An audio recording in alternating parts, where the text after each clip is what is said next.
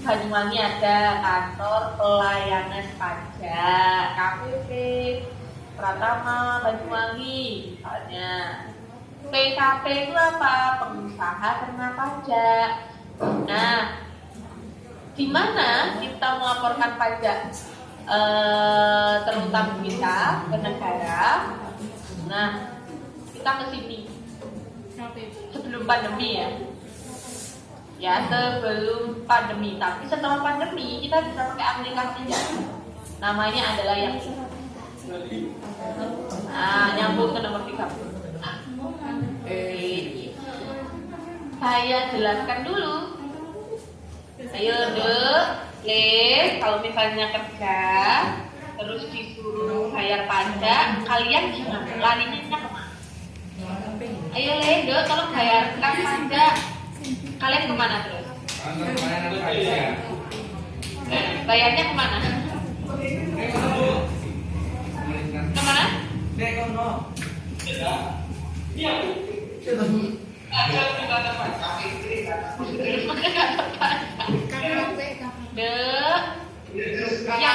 Yang mana kamu bayar pajak apa lapor?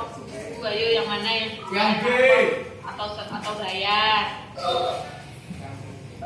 Lapor atau bayar? Bayar itu istilahnya setor ya istilahnya. Setor itu bayar. Setor apa lapor? Setor dulu apa lapor dulu? Setor dulu. Mari kita istighfar bersama. Astagfirullahaladzim. Salah lagi marahin sama orang pajak ya. Adik-adik semuanya coba perhatikan ya. Kalau disuruh yang duluan yang mana? Bayar dulu pajaknya, laporkan SPT-nya. Kalau bayar itu sama dengan setor. Saya pakai apa medianya? Pakai SSP, surat setoran pajak, atau PBK biasanya, pemindah bukuan. Saya bayarnya kemana deh? Saya bayar pajak kemana? Nggak usah bingung. Bisa ke bank atau kantor pajak. Pos, bukan kantor pajak. Atau pajak KPP tadi bukan tempat untuk pembayaran pajak ya. Atau aduh rempong kan sekarang pandemi, saya males ke bank atau ke kantor pos, pakai aja aplikasi yang namanya e-billing. Itu aplikasi untuk membantu kita membayar pajak. Bisa juga ke bank, namanya itu bank persepsi, bukan resepsi ya, persepsi. Jadi bank yang ditulis sebagai tempat pembayaran pajak itu maksudnya banyak, bukan negeri maupun swasta itu menerima. Ya itu bank persepsi. Kalau nggak mau rempong kayak e-billing tadi. Nah nanti kalau udah bayar aplikasi, nanti dapat bukti bayar. Nah bukti bayar tadi itu nanti digunakan untuk lapor SPT. Artinya perusahaan nggak bisa lapor SPT sebelum bayar pajak dulu. Ya bayar dulu pajaknya baru lapor SPT-nya. Oh udah bayar, lanjutlah lapor. Lapornya pakai apa? Pakai SPT, jangan kebalik. SPT itu apa? Surat pemberitahuan. Kemana? Nah ini kalau nanti pergi perampok jangan ke KPP ya, karena nggak ada duitnya. Kantor Pelayanan Pajak itu bukan tempat untuk bayar pajak, tapi untuk melaporkan pajak. Aduh, karena pandemi takut kalau ke KPP. Kita bisa pakai aplikasi yang namanya e-filing, ya bukan filing in love itu bukan e-filing. Kita bisa pakai aplikasi e-filing untuk melaporkan SPT kita. Oke, nah berarti yang mana? KPP sama e-filing ya. Ingat-ingat, setor dulu apa lapor? Setor menggunakan apa medianya? Kantor pos. Apa ya nih?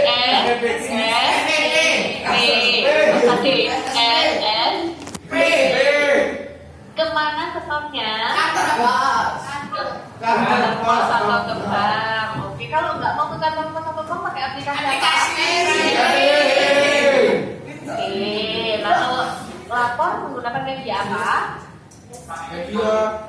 P siapa kok KPP? NPP atas surat bukan. Kemana?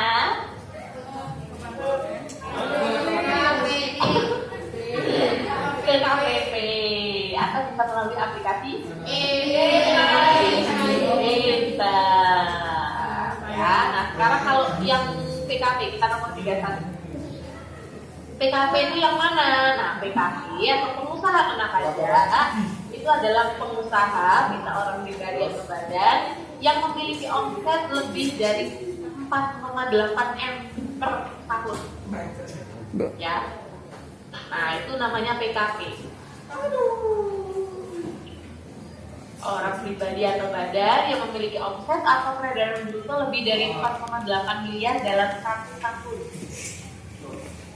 Nah keuntungannya, bedanya orang yang PKP apa enggak? Kalau PKP selain dia omsetnya lebih dari 4,8, dia nanti punya identitas pengenal PKP namanya adalah NPPKP. Tulis lupa loh. NPPKP.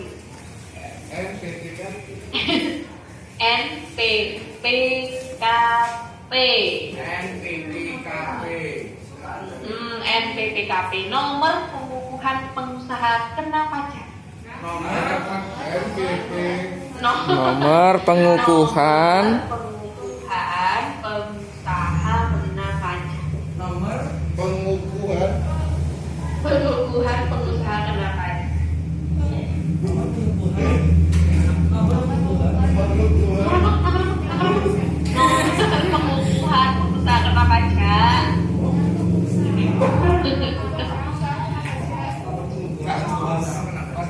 Dapat itu ya.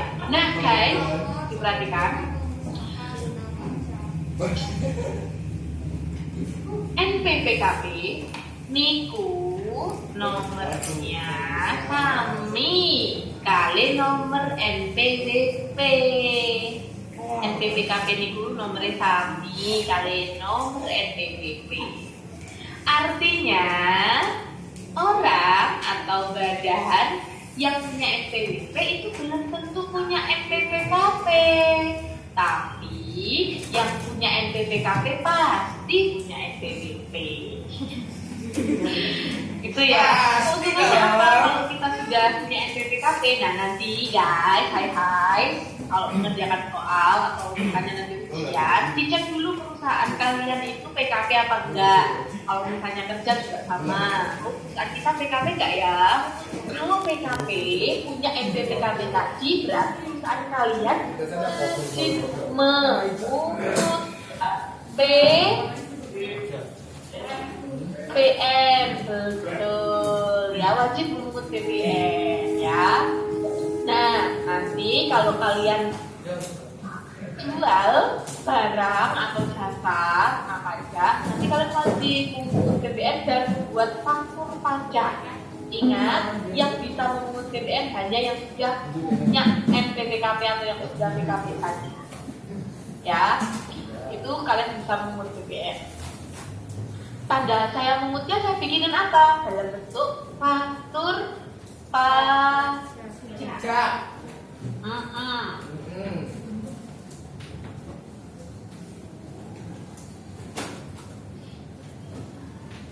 Coba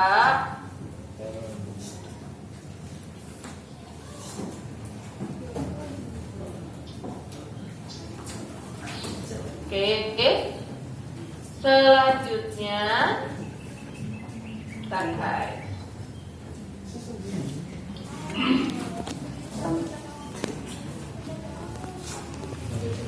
Ngantuk guys. Ngantuk guys. Selesai. Malam.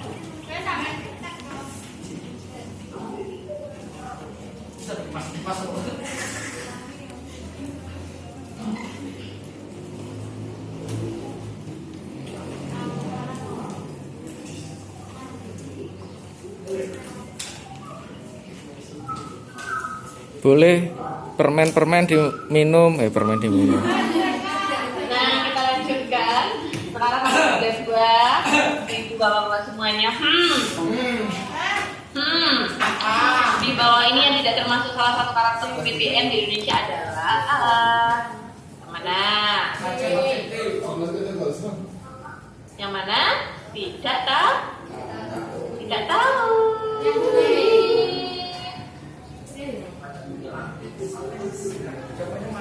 Oke, coba ya, biar tidak menekan-nekan. PPN. Coba ya, ini perbedaan PPN sama PPH guys. Kalau PPH itu disebut pajak subjektif. Kalau PPN itu bukan subjektif, tapi disebut dengan pajak objektif. Artinya kalau PPH subjektif ya, berarti lihat kondisi subjeknya, orangnya punya penghasilan atau enggak. Kalau punya penghasilan ya kena PPH. Tapi kalau PPN enggak, itu tidak melihat kondisi subjek atau orangnya, tapi lihat kondisi objek atau barangnya. Kalau barangnya itu kena PPN ya udah kena, tanpa melihat yang beli barangnya itu punya penghasilan atau enggak. Anak SD beli barang yang kena PPN, ya tetap nggak lihat kondisi anak SD punya penghasilan atau enggak, ya kena PPN tetap. Itu disebut objektif. Kalau subjektif itu lihat kondisi orangnya. Oh saya pegawai punya penghasilan berarti kena PPH. Tapi kalau misalnya anak SD beli barang yang ada PPN-nya tetap dikenakan PPN. Itu namanya pajak objektif. Ya, tidak perlu melihat kondisi orangnya yang melakukan penyerahan barang yang kena PPN tadi. Nah, karakteristik PPN Indonesia itu yang pertama tidak langsung. Artinya kalau pajak tidak langsung ini bisa dialihkan ke pihak lain PPN. Contohnya kemana? Ke konsumen. Jadi yang harusnya kena kan penjual, tapi dialihkan ke kalian yang beli. Nah, itu disebut pajak tidak langsung.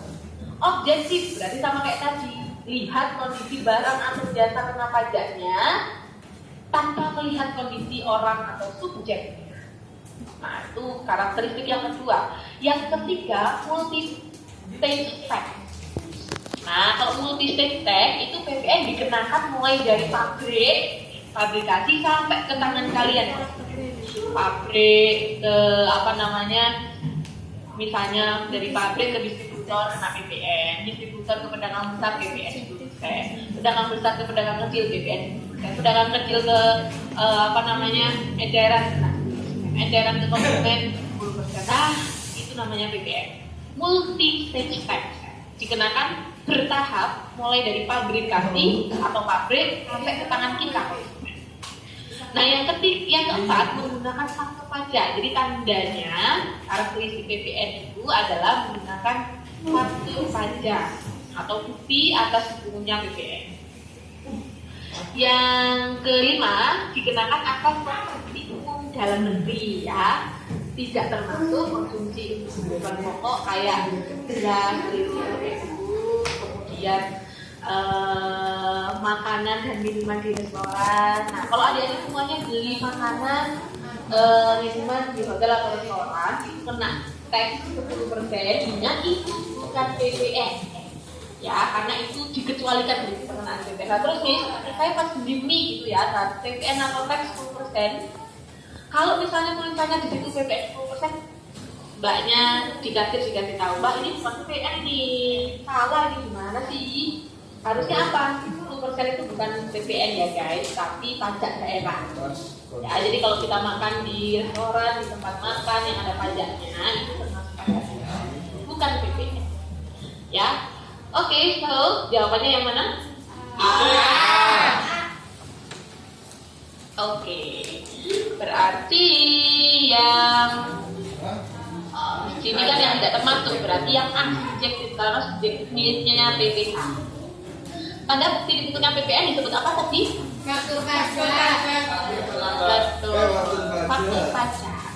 Nah, sekarang kita akan latihan transaksi yang ada PPN-nya di nomor 34 ya. Coba ditulis ya semuanya di samping kirinya masing-masing. Tanggal 1 bulan 12 beli ke PT Elang 16.500 itu sudah ada PPN-nya sebelumnya. Tulis di sini biar jelas. Nah, ditulis di situ. Nah, nanti kita akan coba cari berapa nominal sebelum ada PPN 10%. Yang tanggal 5 Desember kita jual 41 juta, 10 bulan 12 kita beli 8 juta.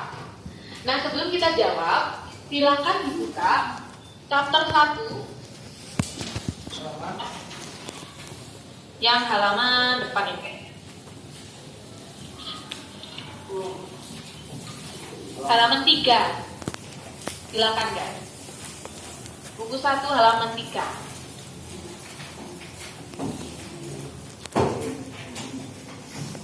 Yang atas sendiri, poin 5, ketemu? Ya. Oke. Diperhatikan ya. PPN itu ada dua. Ada PPN masukan, ada PPN keluaran. PPN itu ngikutin barang sama jasanya kemana? Kalau masuk beli berarti PPN masukan. Kalau saya jual, oh barangnya keluar berarti PPN keluaran. Ya, PPN masukan itu timbul ketika pembelian, ingat-ingat. Ya, kalau PPN keluaran timbul ketika penjualan atau penyerahan barang atau jasa kena pajak. Nah, PPN masukan itu bertambahnya di sebelah mana? Sebelah beli, ingat-ingat. Kalau PPN keluaran bertambahnya sebelah kredit. Kenapa kok di debit? Karena dia termasuk kelompok aset. Dibaca. Kalau PPN keluaran, kenapa kok dia di kredit? Karena termasuk kelompok hutang. Masuk kelompok hutang atau kewajiban. Jadi bertambahnya di kredit. Nah, guys, setiap sebulan sekali perusahaan akan merekap berapa jumlah PPN masukan dan keluarannya. Kenapa? Karena kalau PPN itu bayarnya setiap 1 bulan sekali. PPH itu sebulan sekali. Jadi ada pajak yang dibayar setiap bulan, ada pajak yang dibayar cuma tahun sekali. Kalau dibayar per bulan itu berarti pajaknya bulanan. Ya, bulan itu disebut juga dengan masa kalau dipajak. Per masa. Jadi per bulan. Nah, kalau misalnya sebulan November misalnya, nah nanti saya rekap guys selama sebulan itu PPN masukannya berapa, PPN keluarnya berapa. Kalau klien di konsultan kita di sini, misalnya kita ada klien perusahaan retail gitu ya, fakturnya sebulan itu ada 5.000 faktur, ya diikut semua. Di total semua PPN masukannya berapa, PPN keluarannya berapa, di total semua. Nah nanti ketemu di akhir bulan, kalau udah di total disandingkan yang lebih besar yang mana. Oh, PPN masukanku lebih besar daripada PPN keluaranku. Artinya angker kita lebih besar daripada utang kita, maka kita timbul lebih kaya. Ya. Oh, ternyata kalau tak total per bulan itu keluarannya yang lebih besar. Oh, berarti saya hutangnya lebih besar. Ya, maka saya PPN kurang banyak. Ya, kita kurang bayar. Nah, kalau kelebihan bayar itu bisa dilakukan 2 hal, kompensasi sama restitusi. Misalnya gini, saya beli roti harganya 8.000, uang saya 10.000, kembaliannya berapa? 2.000. Nah, 2.000-nya ini guys, kalian bisa pilih restitusi atau kompen. Kalau restitusi itu gini, Bu ini ya, rotinya 8.000, uang saya 10.000. Oh ya, 2.000-nya mau diapain kelebihannya? Saya minta aja lagi, itu namanya restitusi. Tapi kalau kompensasi 2.000-nya, enggak saya ambil Bu, tapi saya buat beli roti minggu depan. Nah itu kompensasi namanya. Kalau restitusi berarti kelebihan pajaknya kalian ambil sendiri, kalian minta lagi. Tapi nggak semudah itu ya. Kalau dipajak asik itu dikembalikan, pasti 2.000-nya akan dicek. Sikat.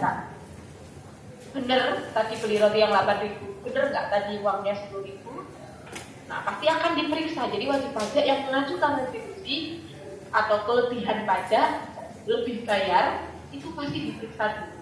Hati-hati ya. Kompensasi berarti kelebihan pembayaran pajaknya saya buat bayar pajak untuk masa berikutnya.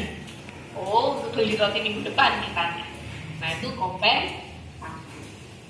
Oke, sekarang diingat-ingat ya, PPN masukan sama keluaran. Kita akan coba jurnal sekarang. Kita di situ disuruh mencari kurang atau lebih bayarnya.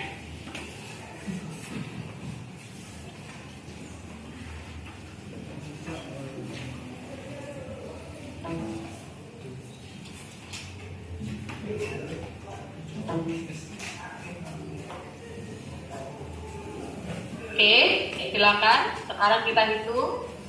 Tanggal 1 bulan 12 beli 16,5. Berarti ada akun apa kalau beli?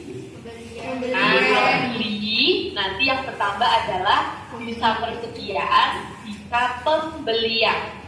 Tergantung sistem pencatatannya apa. Kalau di sini saya pakai pembelian, berarti periodik sistem pencatatannya.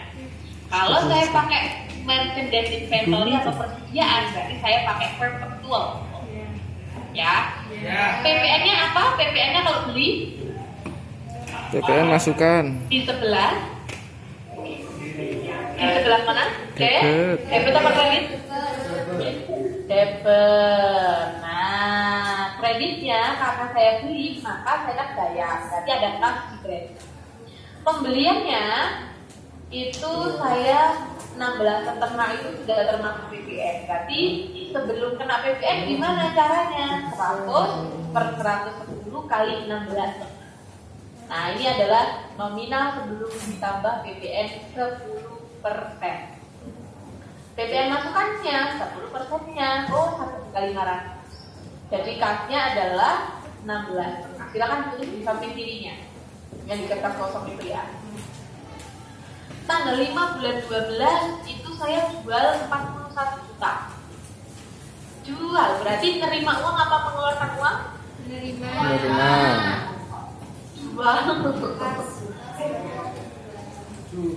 Jual berarti menerima uang apa mengeluarkan uang? Menerima.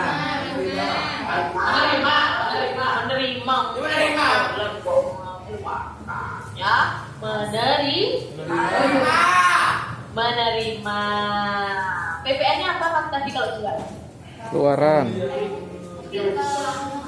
Keluaran apa masukan? Di sebelah mana? Kredit. Kredit. Jadi agak saya contohkan ke dalam ya kalau kredit ya. Baru deh kreditnya ada pendapatan atau penjualan ya. Seperti ini, jualannya 41 juta, PPN-nya 4.100.000, kasnya sama dengan 45.100. Ini latihan jurnal dulu, besok kalian juga akan coba latihan menjurnal.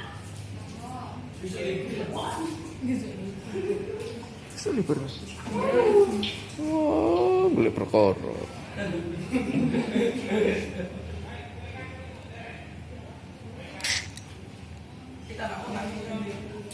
Tanggal 10 Desember beli lagi 8 juta, berarti akunnya sama kayak tanggal 1 ya. Sama, nah beli 8 juta, PPN 800, kasnya 8.800.000. Jadi pembeliannya itu sebesar harga belinya berapa, PPN-nya adalah 10%-nya. Sudah ditulis? Ya sudah, belum selesai. Oke. Bisa langsung aset kita dulu. Anak kita BCS kan.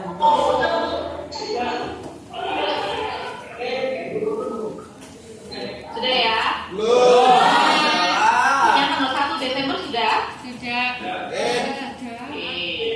Nah, perhitungan PPN kurang atau lebih bayarnya, berarti kita jumlahkan PPN-nya masing-masing. Oh, ini masukkan 800. PPN keluarannya ada 1, 4.100.000, PPN masukannya ada 2. Dijumlah. 1,5 tambah 800 sama dengan 2 juta.